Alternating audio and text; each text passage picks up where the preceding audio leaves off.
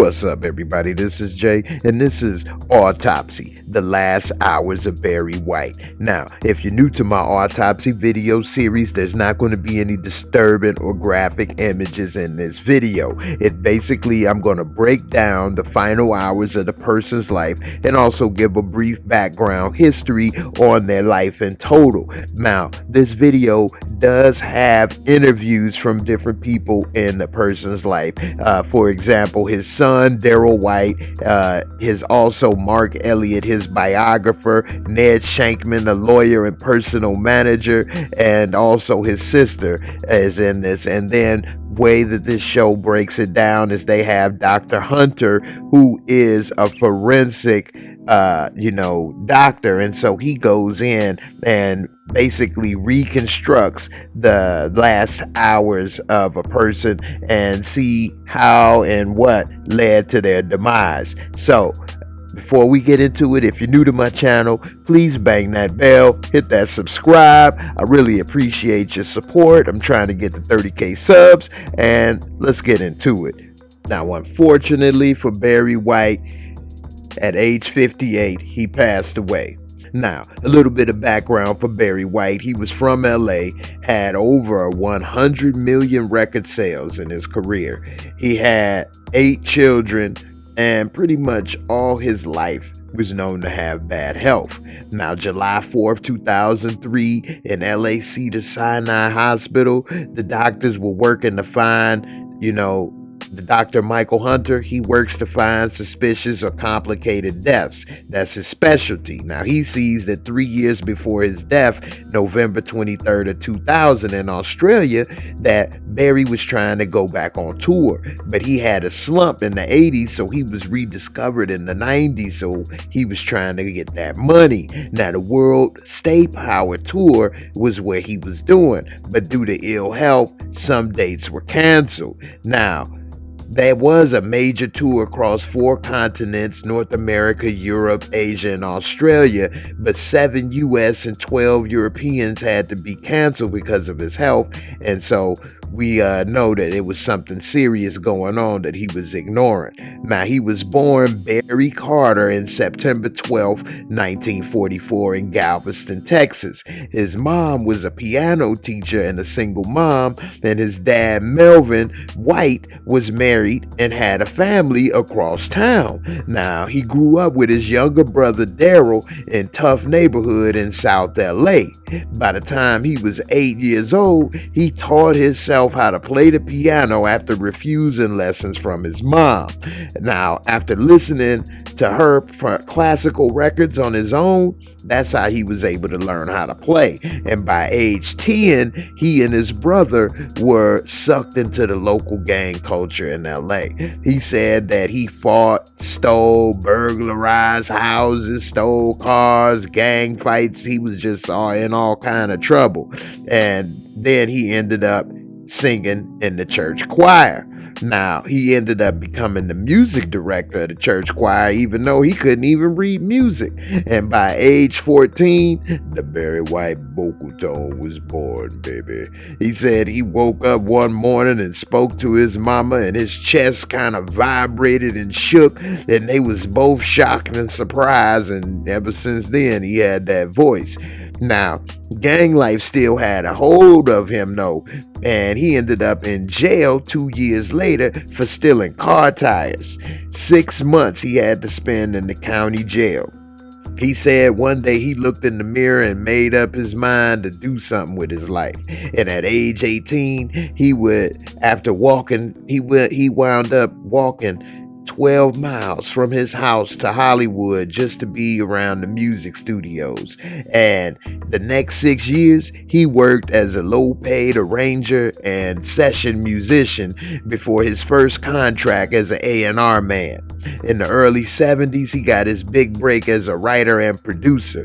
He created a female group called Love Unlimited and Love Unlimited Orchestra. In 1972, he went behind the mic because he couldn't find a male vocalist. And he ended up, his first release was I'm Gonna Love You More, Baby, for 20th Century Records. And it was the biggest record in their history for that record label. Now, the doctor says that Barry was 6'4", 364 pounds with a BMI, body mass index of 44.7. Anything over 30 is considered obese, and Barry White was considered morbidly obese. The doctor said from his early life struggles of not having food, it may have created this problem for him. When he was growing up, his mom had a hard time putting food on the table. He came from a poor neighborhood, no dad, mom worked all the time, not a lot of money, but they did have love. He was a slim kid, and at 20 was married to his childhood sweetheart and had 3 kids in South LA. Now, he was on welfare between his gigs and would spend his money on his wife and kids.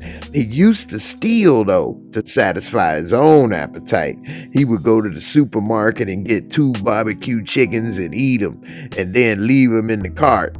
He didn't want to eat the food that he had for his family, so he would go and steal to feed himself. That's crazy. Now, when he did finally make money, the struggle was over. In 1974, at age 29, he was in London in his first European performance, and that's the first time he was ever at a 5-star hotel and had room service. He would normally run up a bill of $1,500 to $2,000 for dinner by himself. He would have lobster, crab, fried chicken. He had like a real serious food addiction. And the doctor said that his brain chemicals even played a role in this. And he said that the dopamine that controls the feelings of mood, pain, and pleasure, some transmitters, they the same transmitters that controls cravings the drug users have. People who are obese have fewer dopamine receptors in their body, and that makes them predisposed to overeat fatty, sugary, salty foods to increase the feeling of satisfaction. Developing psychological and emotional and physical addiction to food at a young age made it hard for Barry to lose weight and change his eating habits. He became a compulsive eater, and it basically came and was developed from poverty as a kid. In November 23rd of 2000 in Sydney, Australia, the World Stay in Power Tour, 3 years before his death, 1 hour, he was already late on stage. He had to perform sitting down. The crowd was pissed. He never moved. He never got up. The stage was circular, and so a lot of people only saw his back. He didn't play the piano. He didn't do a lot, and it was because of his health, but people booed him. They asked for a refund. They said it was the worst show they ever saw. I mean, his son felt bad for him. He said he tried, but the doctor said that he had edema.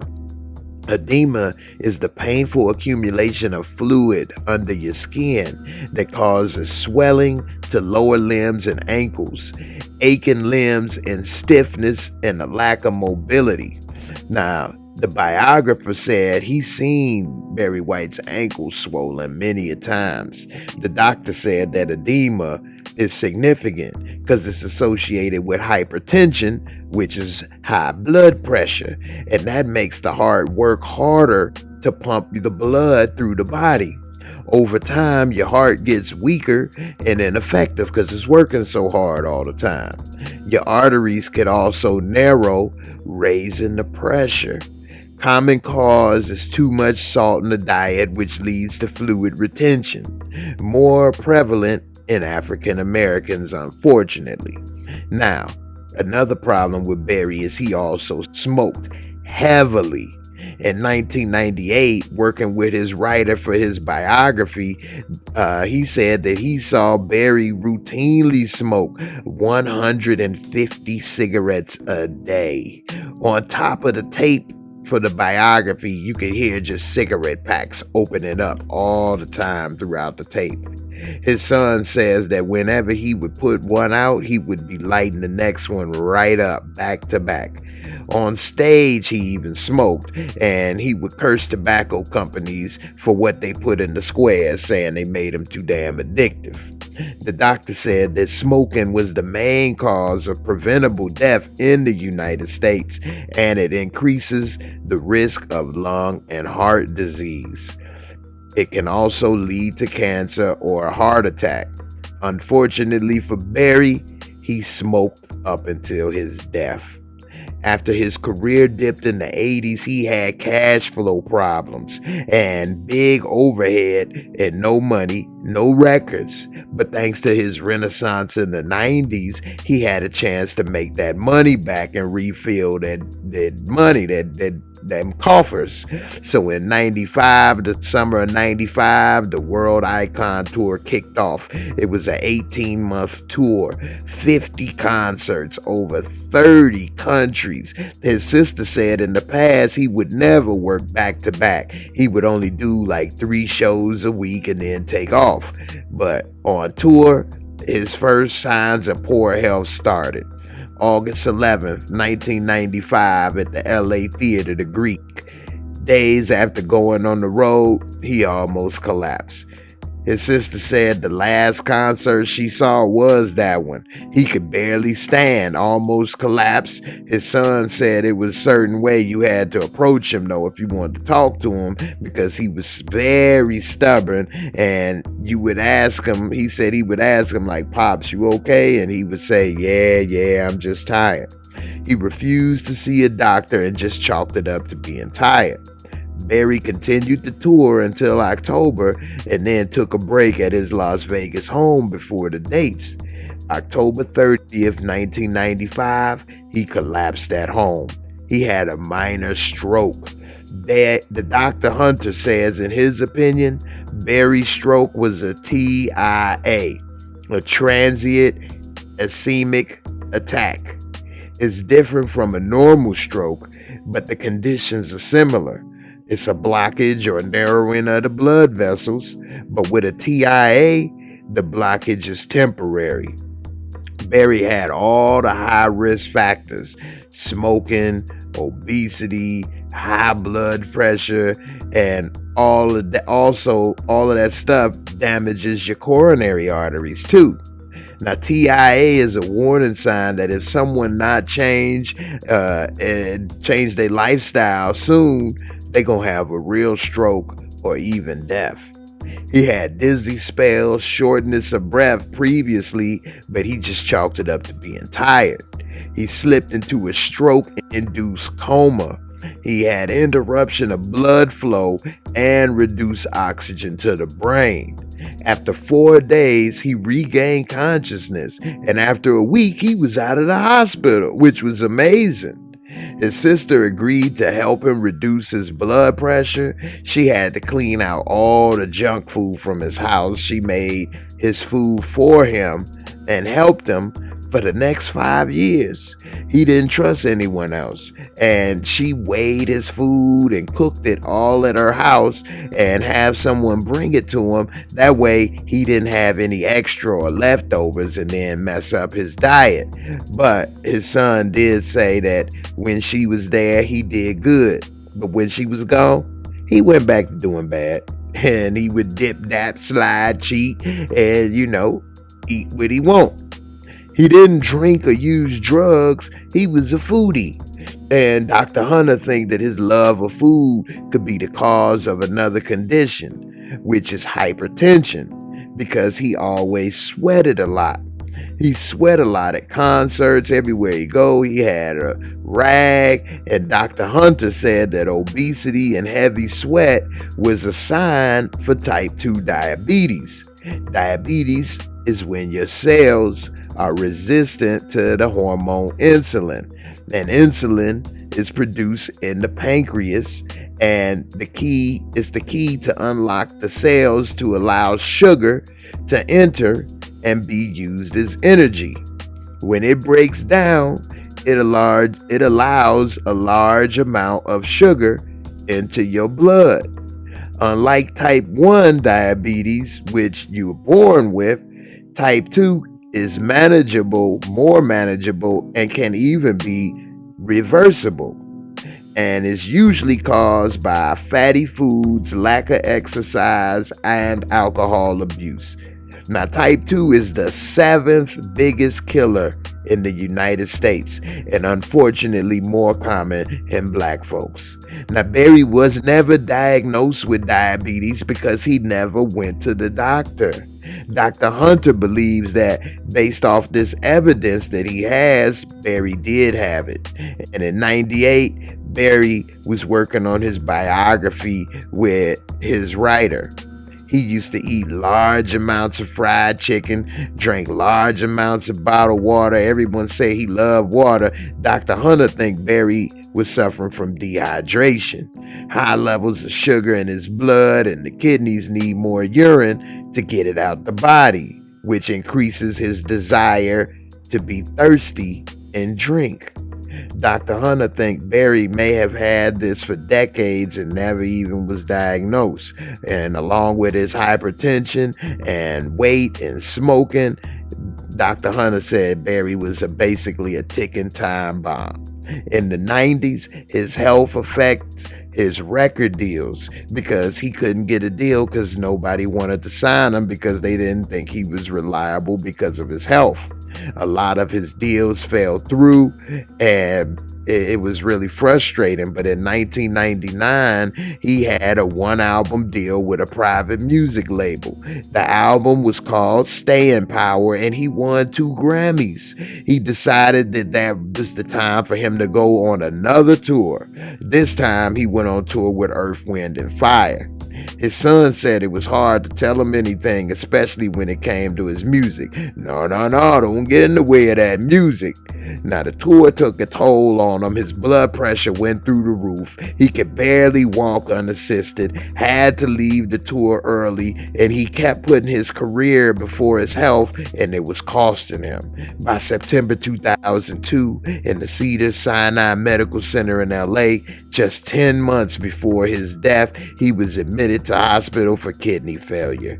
Barry didn't tell people because he didn't want people to feel sorry for him and have a pity party, but the damage was so severe, he needed regular dialysis. And for those who don't know, dialysis is the procedure where you remove excess fluid and waste products from your blood when your kidneys stop working properly, or when they completely fail. Your blood goes into a machine to be cleaned, and then it's returned to your body. It can only partially compensate for lost kidney function, and in serious cases, a transplant is needed. November 1st, 2002, they was trying to find a kidney donor. His sis was going to do it, but the doctor told her that he had to build his body up first to be able to be ready to receive it, because it's a major operation, 2 to 4 hours. He wasn't ready yet. They tried to regulate his pressure. They told his sis she would be giving a kidney to a dead man. May 1st, 2003, he had been out of hospital for the last 7 months, in and out, and he was on dialysis. The kidney transplant was ruled out. He had a stroke, then the high blood pressure, then he was paralyzed on the right side of his body, which then took away his ability to speak, and it took away that voice, baby. Yeah. Dr. Hunter said, based off reports, there were some signs his health was actually improving, though, after all of this. 2 months before his death, his sons, Daryl and Barry Jr., they came to see him, and they decided to play his music, and they say he began to perk up. 6 weeks before his death, he improved to the point they moved him out of the hospital and into rehab. He was learning to walk and talk again, and after a month, he had seizures and was rushed back to the hospital. Dr. Hunter says after stroke, there is increased seizures because the brain is now injured. It causes scar tissue to form, which causes the brain to have a surge of electrical chemical impulses. His family thinks that it was arguments and fighting over who had control over his care that finally did him in. His girlfriend of 9 years, Catherine Denton, Barry loved her so much, but he loved everyone. He wanted everyone happy, and it was very stressful for him. A representative from his business management company came from New York. Years ago, Barry signed over power of attorney to the company, giving them control over his affairs. They then decided to follow the wishes of the girlfriend. She then in turn shut his family out. His sons was told they can't go see their dad. Friends couldn't go see him, and it was really, really unfortunate. His son said that he thinks that Barry could still hear everything going on, and it stressed him out, even though he wasn't able to talk. And Dr. Hunter said that after a stroke, stress can be very damaging. It can increase your heart rate, which increases stress hormones in your body. It causes a leap in blood pressure, which then can cause another stroke or heart attack. After the seizures began, he suffered a severe cardiac event. And just 1 week before his death, his health was really bad. His seizures increased and he had a heart attack. They call cold blue. Now, cold blue is called when a patient is in need of resuscitation or immediate attention. Usually it's for respiratory or cardiac arrest. His body was giving up. His son said that he gave up and didn't want to fight anymore. And on July 4th, 2003 at 10:40 a.m., Barry died of cardiac arrest at age 58. No family members or anyone was there with him, and he died alone. His son said that he completely lost it when his daddy died. His sister said that she thought she had time to see him, but when she got off the plane, she already knew it was over. It was too late. Ain't nobody even have to say nothing. Now, Dr. Hunter, he says that Barry's illness was all manageable if he'd kept it in check. Dr. Hunter believes that since Barry never really went to the doctor as a kid, he developed a distrust of doctors. And just 2 years before his death, he was already preparing for the end. In Thanksgiving 2001, Barry told his son while they were smiling, smoking cigarettes out in the back, he said that it was almost time that he was about to go. He told him that, he ain't been taking care of himself and that he ain't gonna be around too much longer. He never liked hospitals, doctors, police. He ain't trust no one. That's what his son said. He never took his blood pressure pills when he was supposed to. He was just too damn stubborn. Barry meds was his music. That's what his son said. He loved the music. That's what always kept him going and made him feel better. Dr. Hunter says that he should not have got back on the road based on his health. And Barry, one thing we can say about Barry White is he helped increase the population of the nation. Because Barry White helped put a lot of babies in that belly, baby. There's a lot of baby making music with Barry White, that baby. Yeah, it's Barry White singing right here for you. I want to thank you all for listening to this smooth review, baby. This is Jerry White.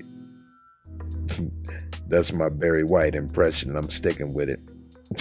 Anyway, I hope y'all enjoyed this recap review of the life and the last hours of Barry White. I learned a lot. I didn't know that he was having such a rough upbringing as a child, and it's crazy some of the things that you experience as a child, how we as people carry that with us throughout our life and have that affect us the way it did. So, who would have thought that when his mother was bringing him up and raising him, that because she didn't have a lot of money for food, that would end up developing into a food addiction as an adult.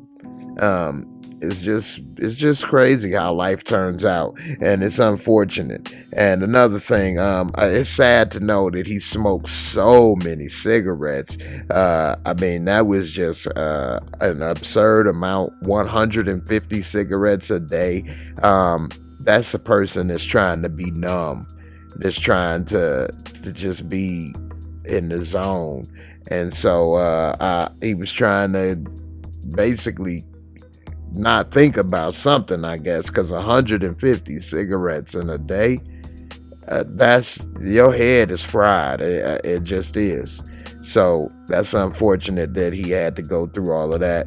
But we all have our own demons, and this is another example of that. We should, talk about it and try to solve our problems instead of internalizing it. He didn't want to talk about it. He was stubborn, and he didn't want to accept help. And in the end, had he have done those things, he could still be here with us today. And that's unfortunate. But we live and we learn. I hope that this story helps us all not make some of the same mistakes that the great B-Dub had. And rest in peace. And I'll see y'all on the next episode. And I'm out.